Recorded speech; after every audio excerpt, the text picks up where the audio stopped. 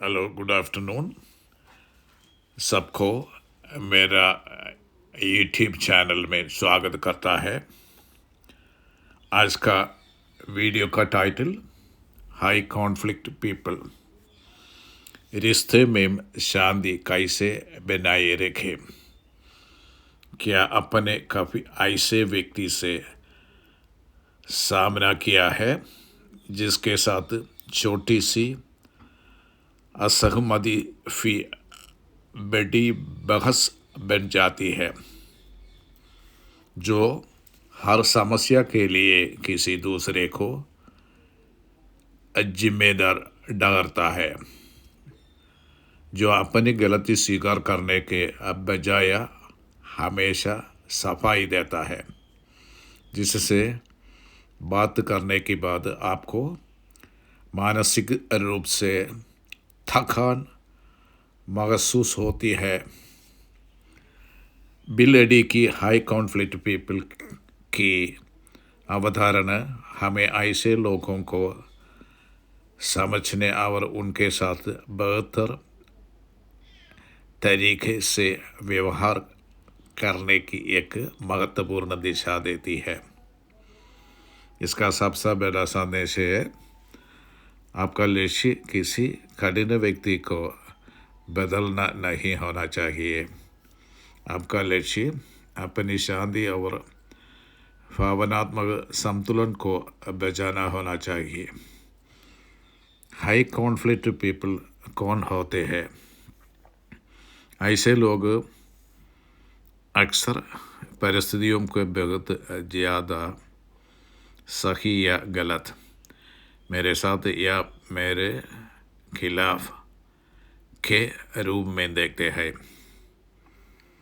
उनके लिए बीच का रास्ता स्वीकार करना मुश्किल हो सकता है। वे छोटी सी समस्या को भी बड़ा संघर्ष बना सकते हैं। कई बार वे अपने परेशानी की जिम्मेदारी लेने के बजाय किसी दूसरे व्यक्ति को दोष देने लगते हैं। लेकिन अहम सबसे ज़रूरी बात यह है, हर संघर्ष में शामिल होना ज़रूरी नहीं है। जब कोई व्यक्ति आपसे गुस्से में बात करता है तो स्वाभाविक रूप से हमारा मनफी जवाब देने लगता है, मैंने ऐसा नहीं किया, आप मुझे गलत समझ रहे हैं, पहले मेरी बात सुनिए। हम खुद को सही साबित करने की कोशिश करते रहते हैं, लेकिन हर बार ज़्यादा समझाना समस्या को हल नहीं करता। कभी कभी वह संघर्ष को और बढ़ा देता है। इसलिए शांति होकर कहना सीखिए, मैं आपकी बात समझता हूँ, अब हम इनका समाधान खोजने पर ध्यान देते हैं। गुस्से का जवाब गुस्से से देना आसान है, लेकिन शांत रहना एक शक्ति है। व्यक्ति और समस्या को अलग रखें। आप किसी दूसरे व्यक्ति के व्यवहार को हमेशा नियंत्रित नहीं कर सकते। आप उसे अपनी गलती स्वीकार करने के लिए मजबूर नहीं कर सकते। आप कितनी अच्छी तरह अपनी बात समझाए, फिर भी वो आपको समझना न चाहे, ऐसा हो सकता है। लेकिन एक बीज आपको हाथ में है, आपकी प्रतिक्रिया।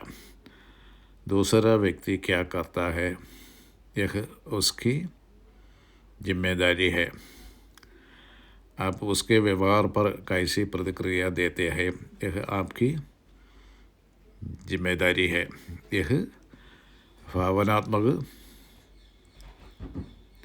परिपक्वता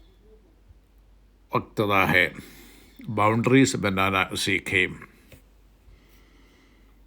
रिश्ते में प्यार जरूरी है, लेकिन प्यार के साथ सीमा एम यानी बाउंड्रीज भी जरूरी है। अगर कोई व्यक्ति बार बार आपका अपमान करता है तो आपको बातचीत रोकने का अधिकार है।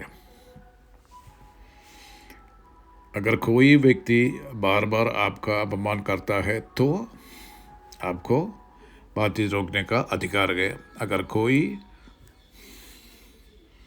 हर छोटी बात को बहस में बदल देता है तो आप अपनी भागीदारी कम कर सकते हैं। अगर कोई आपको गिल्ट, फियर या आंगर के जरिए नियंत्रित करने की कोशिश करता है तो आपको तुरंत प्रतिक्रिया देने की ज़रूरत नहीं है। रुकिए, सोचिए, फिर जवाब दीजिए। याद रखिए, बाउंड्री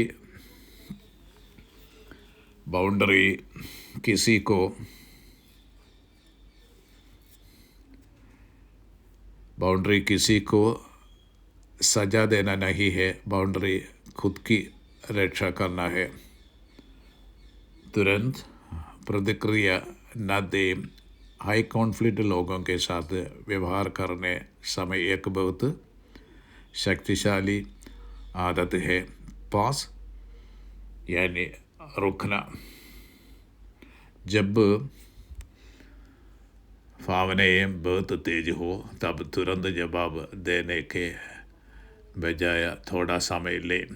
अपने आप से पूछो, क्या मुझे अभी इसका जवाब देना जरूरी है? क्या वह बातचीत वास्तव में समस्या हल करेगी? क्या मैं समाधान चाहता हूँ या सिर्फ वह साबित करना चाहता हूँ कि मैं सही हूँ? क्या यह बहस मेरी मानसिक शांति के लायक है? इन सवालों के जवाब आपको अपनी भावनाओं पर नियंत्रण पाने में मदद करेंगे। हर किसी से अपनी तरह व्यवहार की उम्मीद न करें।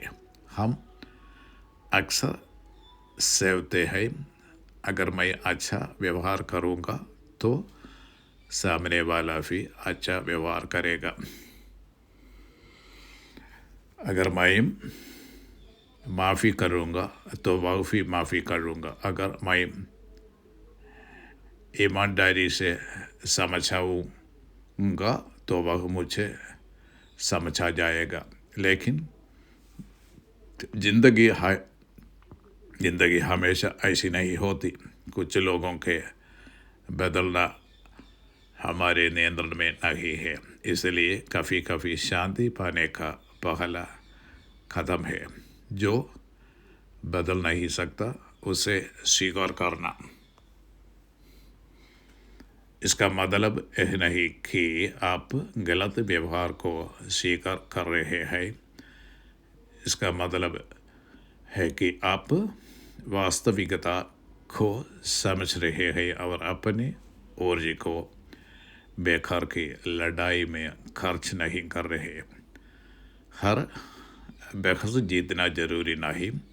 सुस्त असहमति का उद्देश्य समाधान खोजना होता है। अस्वस्थ संघर्ष का उद्देश्य अक्सर किसी को दोषी साबित करना होता है। सुस्त बातचीत में दोनों लोग एक दूसरे को सुनते हैं,